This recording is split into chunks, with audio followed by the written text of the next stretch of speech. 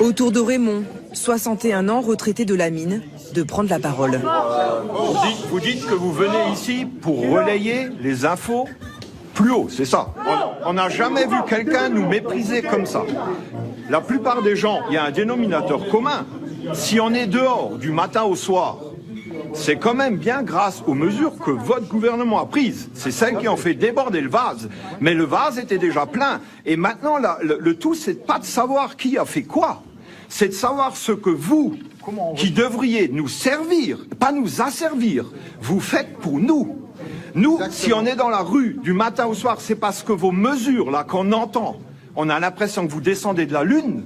Il y a personne qui a 1000 € pour changer de bagnole, même si vous en mettez 4000 dessus. Non, laissez-moi finir, vous, maintenant. Les gens qui sont là, et les gens qui se battent, ils sont à moins 30, à moins 100, à moins 50, à moins 500 tous les mois. Et depuis longtemps. S'il vous plaît, Et ça, c'est après avoir épuisé toutes les ficelles. Ça veut dire on n'emmène plus nos femmes au cinéma. On va plus au restaurant. On ne fait plus de cadeaux aux gosses. On ramène plus de fleurs à la maison. Toutes ces petites choses-là, on les a déjà supprimées depuis longtemps. On achète de la bouffe pour chiens.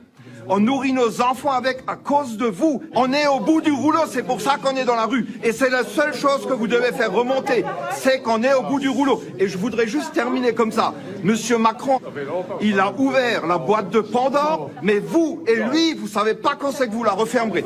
Méfiez-vous du peuple, vous l'avez mis dans la rue, mais vous arriverez peut-être pas à le faire rentrer dans la maison. Mettez-vous bien ça dans le crâne. Et si vous pouvez...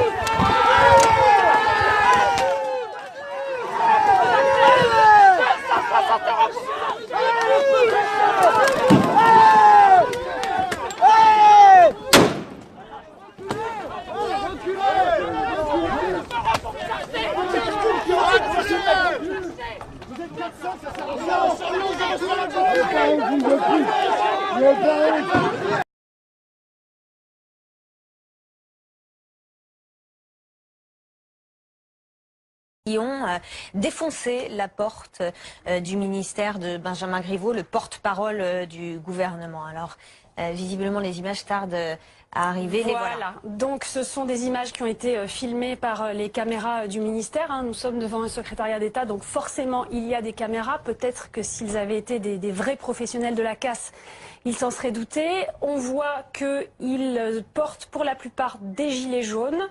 Ils filment la scène, c'est assez détendu, ils parlent entre eux, ils rigolent. L'un d'eux va sonner à la porte du ministère pour que quelqu'un ouvre la porte. On voit qu'ils prennent pas la peine de dissimuler leur visage.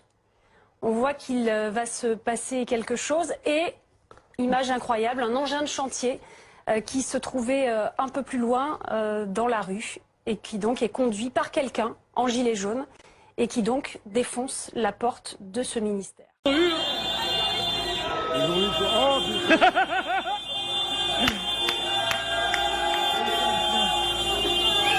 Enlève-toi, il voit rien, Mercedes.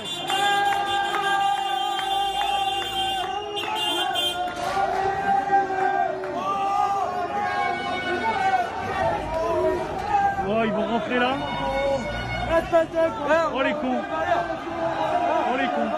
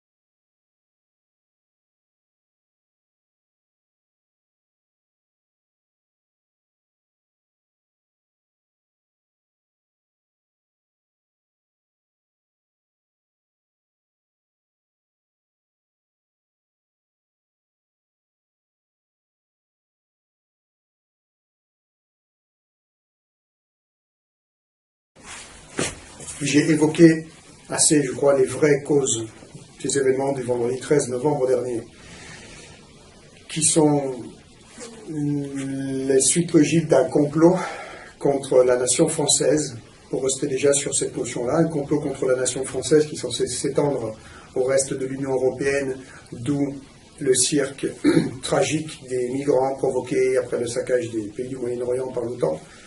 Et dans le cadre de ce complot-là, c'est bien une guerre de religion qui est prévue de mettre à feu et à sang la France. Une guerre, ça ne se fait pas avec un seul camp. Pour provoquer une guerre, pour provoquer un chaos d'une telle ampleur entre deux religions antagonistes qui partiraient d'un point précis qui est la France, il faut qu'il y ait deux factions opposées qui s'opposent très violemment, qui est de la riposte. Ces deux factions opposées existent.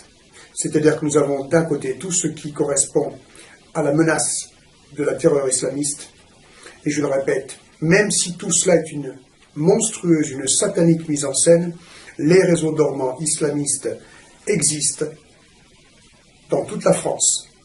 L'armement lourd de guerre dont j'ai parlé, fusils d'assaut, lance-roquettes, modèle russe, RPG-7, RPG-9, grenades à main, munitions, cantines pleines de munitions, tout cela est présent sur le sol national depuis des dizaines d'années. Depuis la chute du mur de Berlin, depuis la guerre des Balkans, depuis les autres guerres qui ont été provoquées par l'OTAN, qui ont permis que le trafic d'armes approvisionne ses réserves pour le jour du déclenchement de la guerre sainte sur le sol national. Et je dis bien, le déclenchement de la guerre sainte. Je n'ai pas dit le déclenchement du djihad, parce que c'est d'une guerre sainte dont je parle maintenant. C'est-à-dire que d'un côté, nous avons donc ce qui est prêt, dans le camp des islamistes, qui sont évidemment organisés, montés, manipulés par Gladio, par la CIA, avec Daesh qui a été monté par la CIA et financé en partie par les Qatars et l'Arabie Saoudite. Il ne faut pas se faire d'illusions, quand on est à plus de 2000 milliards de dollars en termes de budget, c'est qu'il y a des planches à billets qui tournent. Et en ce qui concerne maintenant l'autre camp qui va venir en confrontation, personne n'imagine qu'il puisse être aussi assez puissant. Et comment peut-il être puissant? Tout simplement parce qu'il est au cœur de l'armée. C'est un virus qui est au cœur de l'armée. Ce virus porte un nom. Le projet Alfie. Donc, je pense que personne n'a entendu parler de ça, à part quelques initiés. Et moi par accident. Armée de libération de la France islamisée. Qu'est-ce que cela signifie? Ça veut dire que, dans l'esprit d'un très grand nombre d'officiers supérieurs et d'officiers généraux de l'armée française, en active et en retraite, il y a une idéologie forte liée à l'histoire de la France, liée aux pseudo-valeurs de la France, liée aux guerres de colonisation, liée à la tragédie de la guerre d'Algérie, liée à la trahison du général de Gaulle, liée à l'OAS, tout ce qui a été orchestré par Gladio.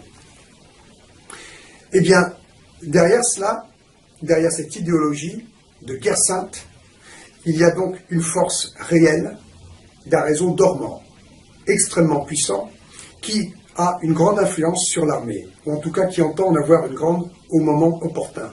Le moment opportun, le dernier moment, dont tant de personnes parlent.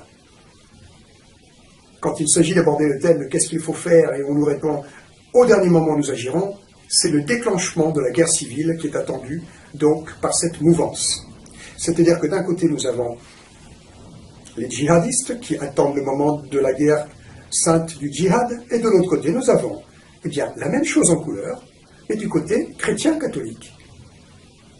Des fondamentalistes catholiques, des patriotiques, des patriotes, dont la foi religieuse et l'idéal patriotique sont détournés, manipulés, instrumentalisés pour être l'ingrédient majeur, l'énergie majeure du chaos, puisque ce sont des manipulations d'idéaux.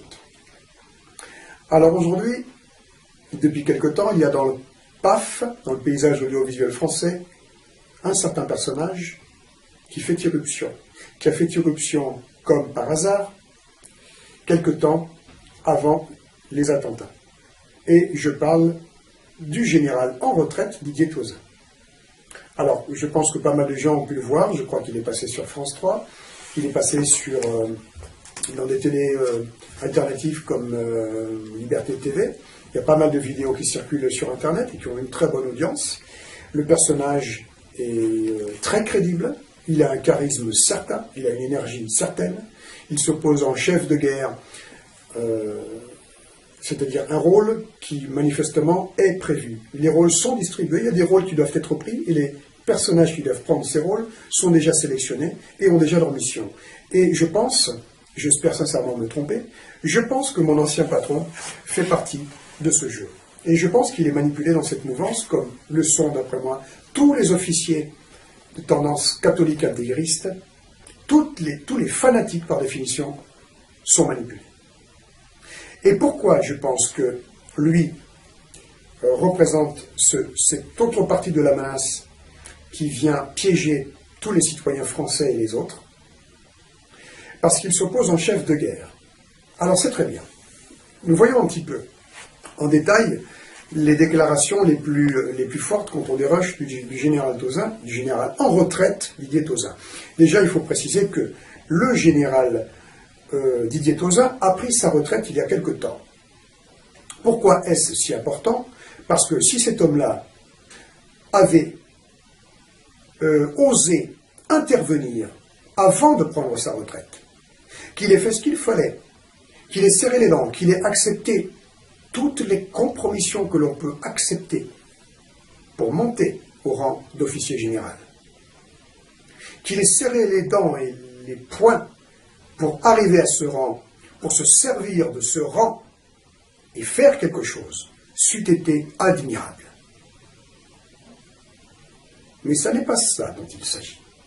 Il s'agit d'un monsieur qui, tout compte fait, a fait une brillante carrière, certes très brillante, depuis les services secrets français jusqu'à être chef de corps du premier PIMA et finir général. Très très brillante carrière. Il a servi fidèlement, loyalement, tous les traîtres à la nation qui se sont succédés et qu'il dénonce aujourd'hui. Il y a quand même quelque chose qui ne va pas dans le discours. Je veux dire, le tout petit bonhomme que je suis, si on veut faire une comparaison, il a fichu sa carrière en l'air de gendarme par intégrité. Et dernièrement, on le voit dans ce qui s'est passé avec l'affaire Vincent en 2006, je suis allé jusqu'à flanquer ma vie sociale en l'air pour aider un gosse. Donc, c'est-à-dire que quand je parle de certaines choses, quand je parle d'idéal, quand je parle de valeurs, je peux regarder les gens en face. Parce que j'incarne ces valeurs. Parce que l'idéal que j'ai en tête, je le porte, je le pose par des actions. Je ne me compromets pas. Au contraire. Cela, ça a été toute ma vie. Donc, quand j'entends un général en retraite qui me dit un tel, en parlant des traîtres à la nation qui se sont succédés, en les pointant du doigt, en disant ils nous ont amenés au chaos, etc., etc. Oui, mais bon sang, déjà, à l'époque de François Mitterrand, moi jeune gendarme, je voyais très bien la posture. On a bien vu que les présidents successifs étaient en train de laisser la France se faire, pour employer les mots de ce milieu de catholiques, intégristes, d'officiers supérieurs et généraux de l'armée, en train de se faire coloniser.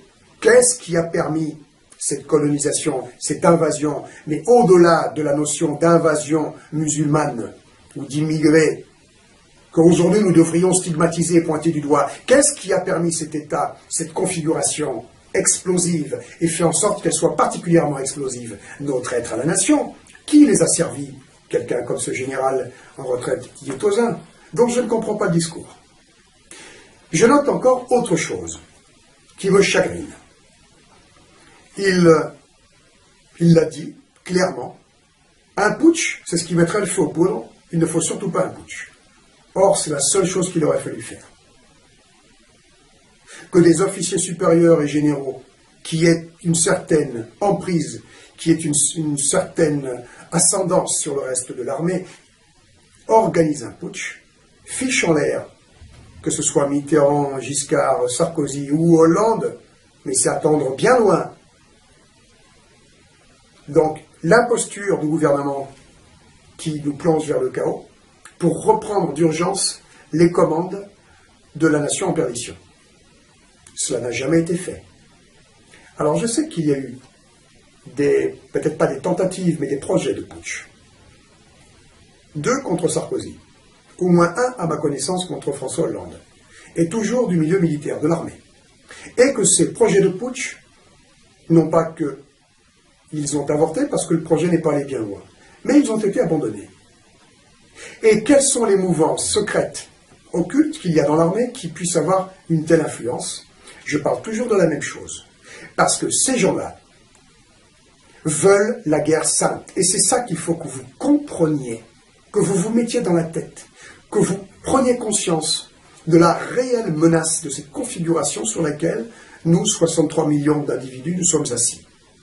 Tout est prêt pour cette guerre sainte, et c'est peut-être même plus du côté de ces mouvances paramilitaires ou assimilées, de catho-intégristes, fanatiques, qui voient leur foi religieuse totalement manipulée et détournée, qui représentent la plus grande menace à l'heure actuelle sur le territoire national.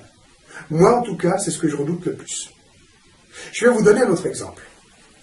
Quand je fréquentais, à une autre époque, certains milieux franc-maçonniques, parce que j'ai fréquenté les milieux franc-maçonniques aussi, non pas que je voulais y rentrer, tout simplement qu'à un certain moment, j'ai demandé de l'aide à un avocat qui se disait être un mangeur de francs-maçons, et qui en réalité était un franc-maçon, mais qui faisait partie de la loge opposée que celle qui m'avait fait des misères sur l'île de la Réunion, donc bien des années plus tard, quand j'étais chef d'entreprise dans la protection des biens et des personnes.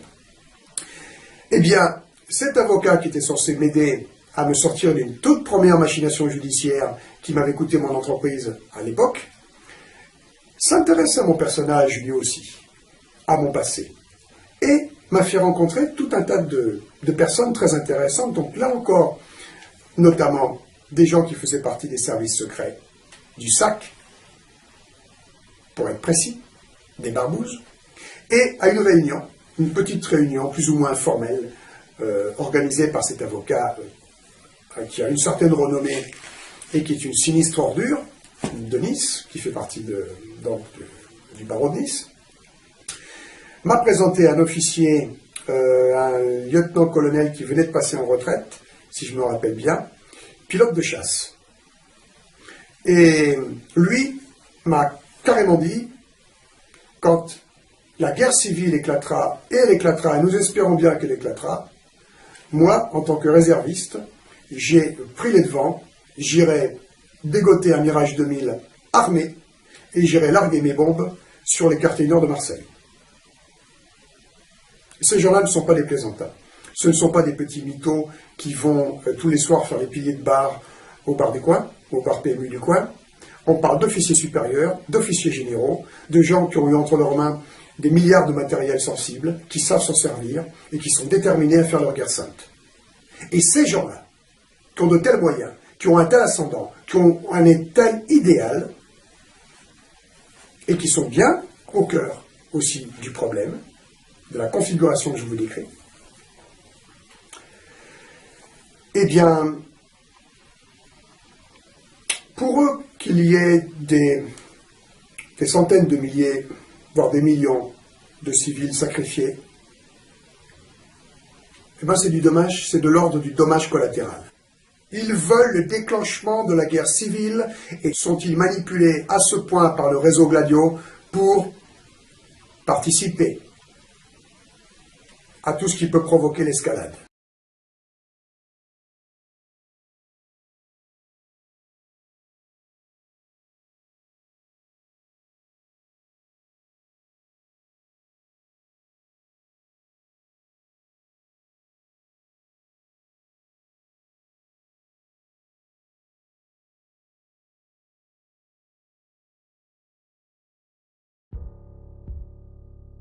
Le contrôle des Rothschild. Liste des banques détenues et contrôlées par les Rothschild. De plus en plus de gens commencent à comprendre que 99% de la population mondiale est contrôlée par une élite du pourcentage restant. Mais qui contrôle cette élite de 1%? S'agit-il d'une simple théorie de conspiration qui attribue ce rôle à la famille Rothschild? En effet, la famille Rothschild semble littéralement tout dominer, même l'élite du 1%. Examinons donc cette affirmation à la lumière de la liste suivante.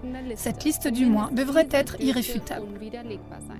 Elle n'énumère que les banques détenues et contrôlées par les Rothschild. Attachez vos ceintures. C'est parti.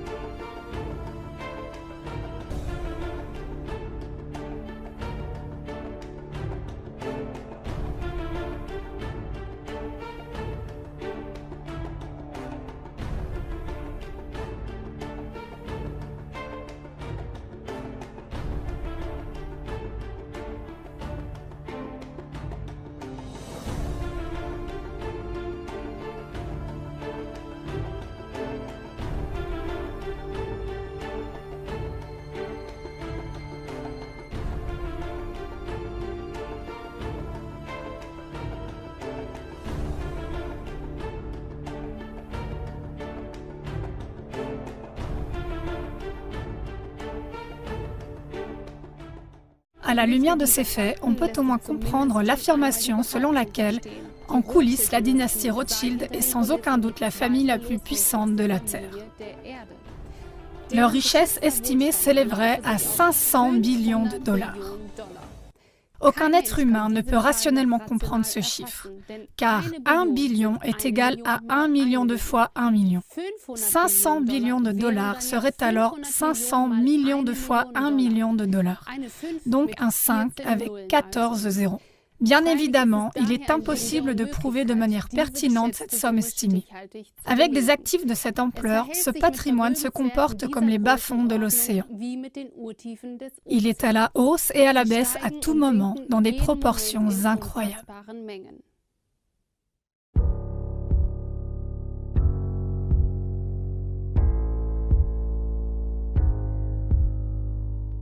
La Federal Reserve Bank et l'Internal Revenue Service, IRS.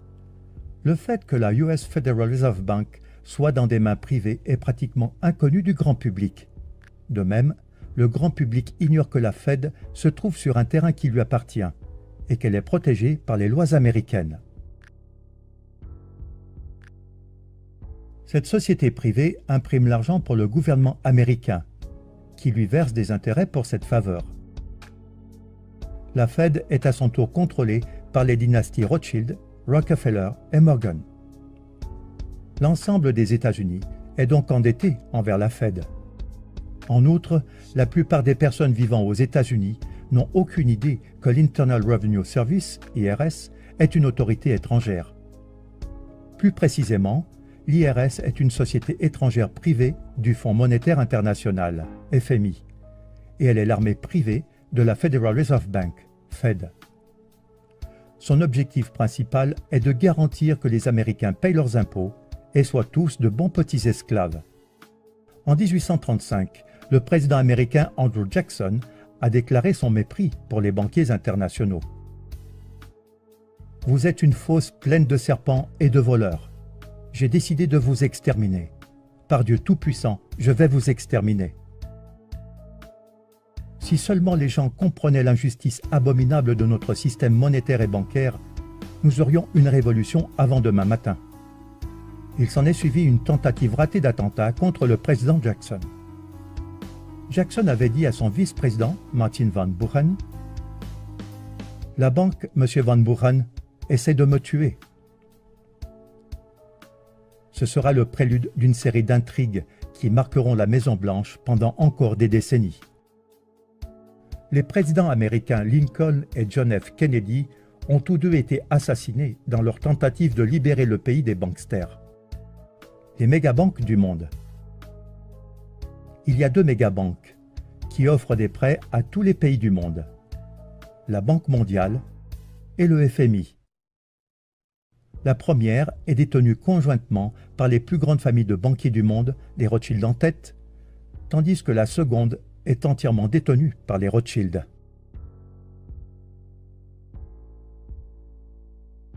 Ces deux mégabanques offrent des prêts aux pays en voie de développement et utilisent leur taux d'intérêt presque impossible à rembourser pour s'emparer de la prospérité réelle, les terres et les métaux précieux.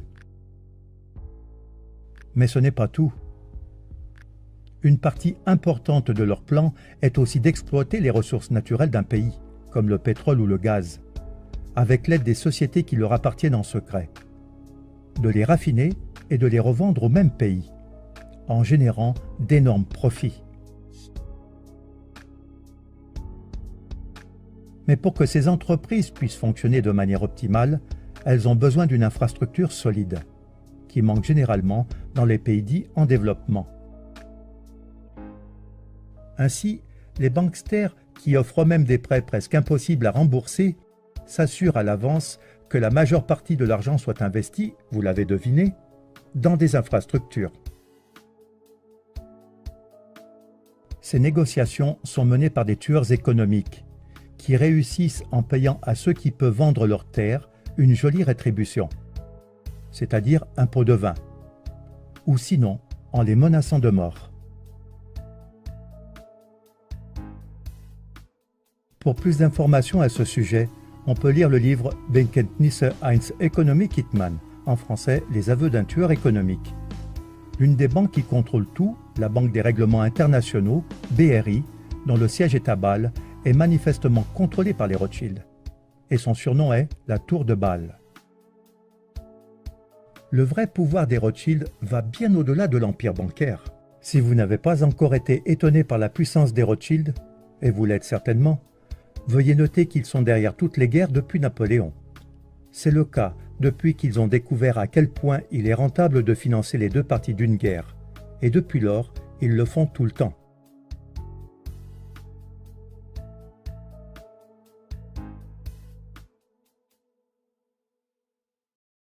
En 1849, Gutle Schnapper, épouse de Mayer Amschel Rothschild, « Si mes fils ne voulaient pas de guerre, il n'y en aurait pas. » Le monde est donc en guerre parce que c'est très profitable pour les Rothschild et les banksters, leurs alliés parasites. Et tant que nous continuerons à utiliser leur argent, le monde ne vivra jamais en paix. Il est important de noter dans ce contexte qu'il s'agit d'une société secrète sectaire et non d'une conspiration juive, comme beaucoup le pensent et se laissent conduire à la discrimination raciale. Même si ces banksters se disent juifs, ils ne le sont pas. Car le vrai juif n'a pas le droit de revendiquer des intérêts, selon Genèse 25, verset 37. Tu ne lui donneras pas ton argent contre des intérêts, et tu ne lui donneras pas ta nourriture contre un supplément. Il est choquant pour beaucoup de découvrir que les États-Unis d'Amérique sont une société dominée par des étrangers. Son nom d'origine était Virginia Company et elle appartenait à la couronne britannique. Cependant, il ne faut pas confondre la couronne britannique avec la reine, qui n'a en grande partie que des pouvoirs cérémoniels. La couronne britannique a transféré la société au Vatican, qui lui a restitué les droits d'exploitation. Les présidents américains sont devenus directeurs généraux et leur rôle est de collecter des fonds pour la couronne britannique et le Vatican, qui perçoivent leur part des bénéfices chaque année. La couronne britannique gouverne secrètement le monde à partir d'un État indépendant et souverain de 2,9 km², connu sous le nom de City of London. Cette autre couronne est constituée d'un comité de 12 banques dirigées par la Banque d'Angleterre. Devinez qui contrôle la Banque d'Angleterre? Oui, exact, les Rothschild. En 1815, Nathan Mayer Rothschild fit la déclaration suivante. Je ne me préoccupe pas de savoir quelle marionnette est placée sur le trône d'Angleterre, le royaume où le soleil ne se couche jamais.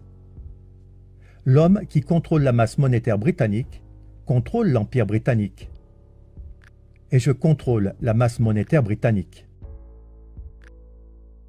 Ce n'est donc pas une simple théorie de conspiration, mais la maison Rothschild se trouve en fait au sommet de la pyramide du pouvoir. Si l'on fait des recherches approfondies, on découvre qu'ils sont le cerveau du nouvel ordre mondial et qu'ils dominent complètement d'un agenda mondial. Ils sont derrière l'Union européenne et l'euro, et ils sont derrière l'idée de l'Union nord-américaine et de la monnaie améro. Ils contrôlent tous les services secrets du monde et leur armée privée est l'OTAN.